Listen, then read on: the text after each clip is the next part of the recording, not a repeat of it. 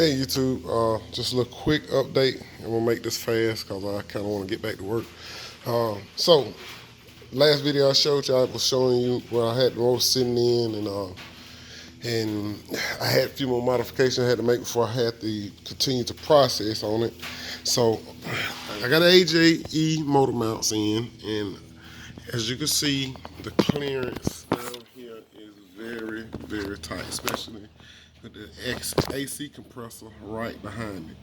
And what I had to do basically was I had to take some needle nose and slide that nut in between the compressor and the actual motor mount flange, and to put the nut in that way and screw it in that way. And as you see, it's 3 bolts to it. It's one on the back side. You probably can't see it, but it's down a little. See if I can get that for you, if you can see it. But it's right below, right underneath.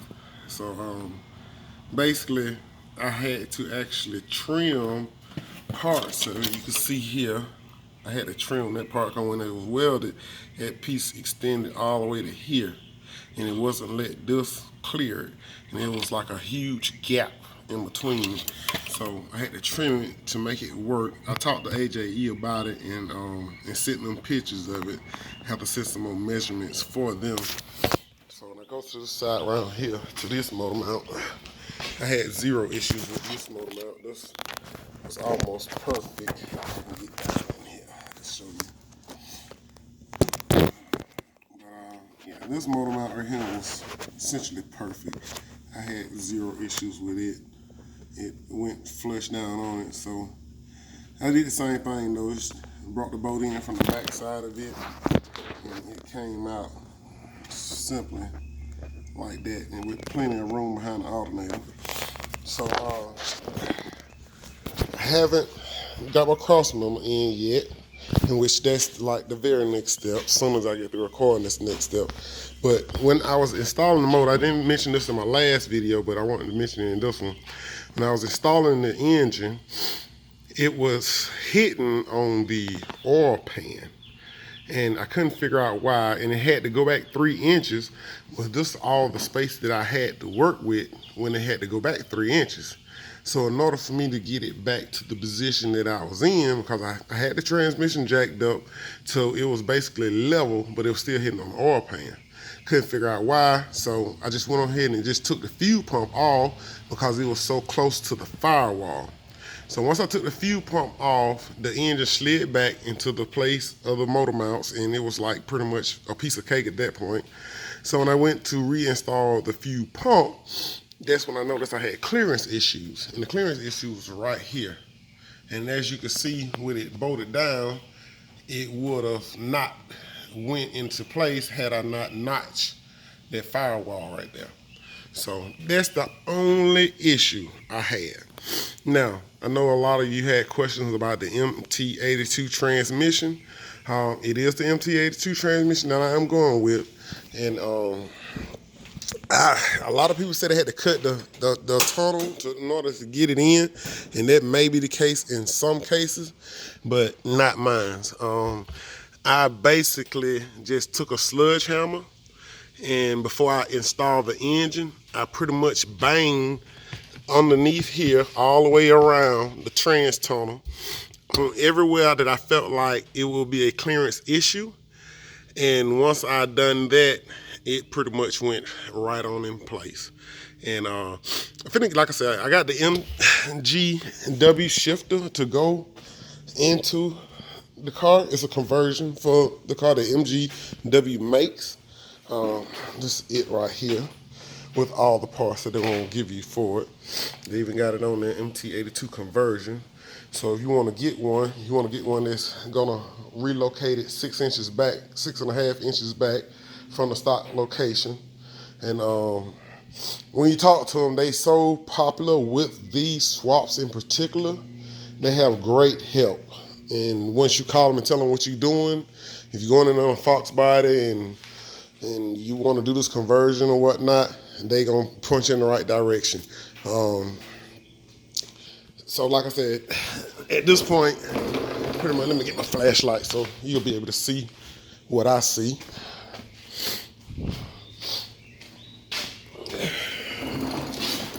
at this point, I just have to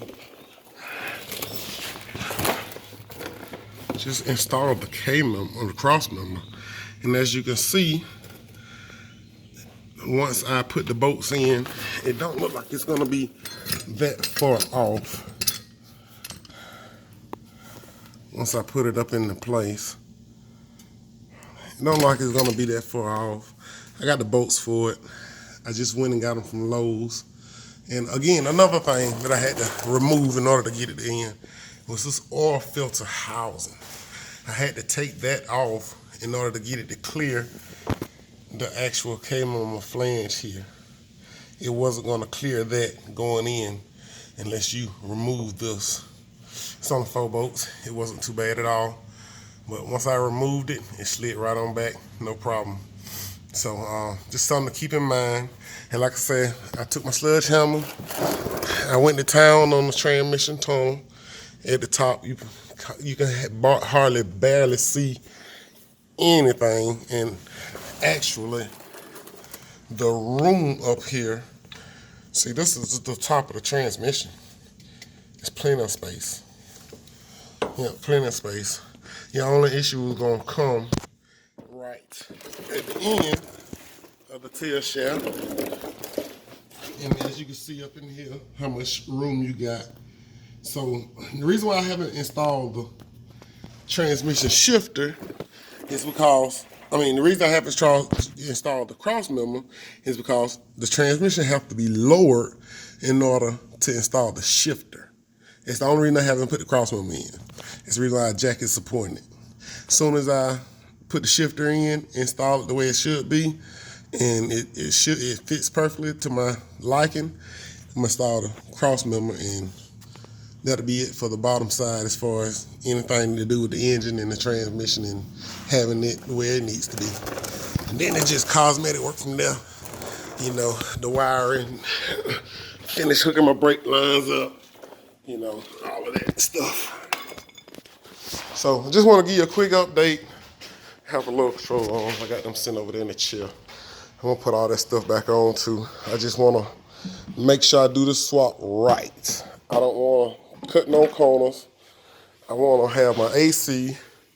I talked to a couple of people about the power steering because I know I had told you that I was going with a manual rack, and I still really kind of want to go with a manual rack to kind of save that weight. From my knowledge of people that have manual racks, Flaming River makes a really good one with a bump steer kit to go with it, and a lot of people say they really don't hardly notice that they don't have power steering half the time.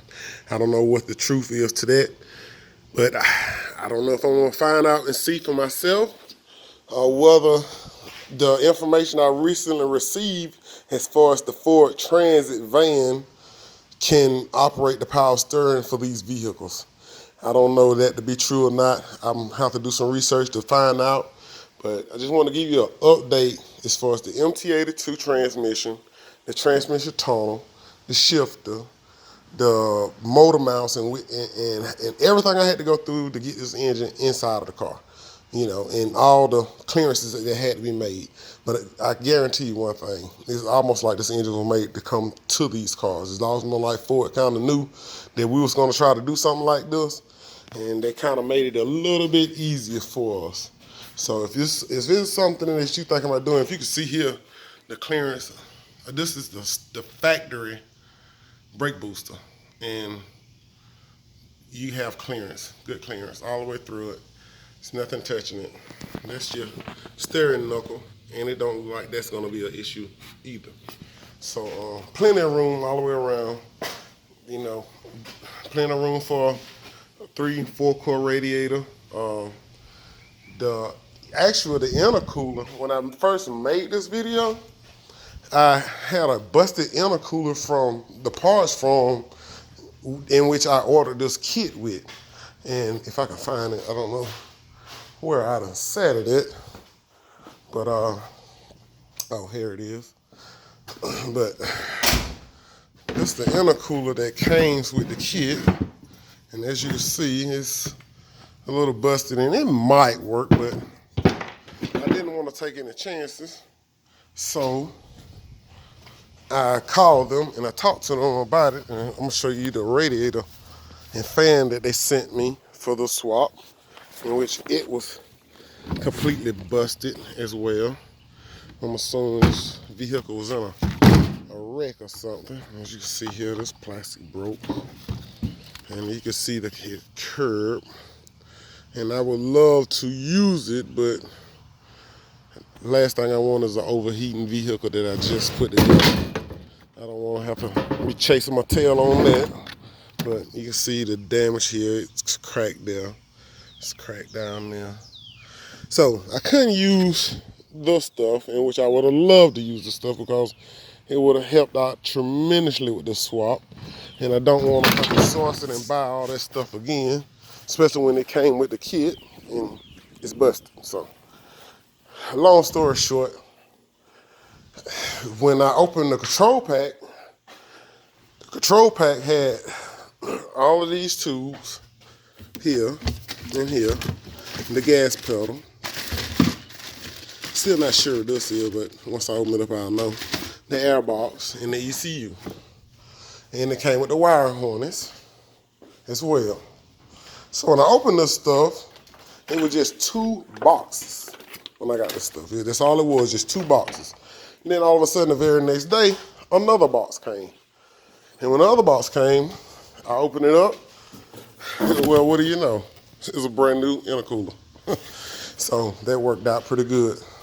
And last but not least, I ordered this from Amazon for fairly cheap. What it is it's a Corvette fuel pump, but it acts as a fuel regulator as well.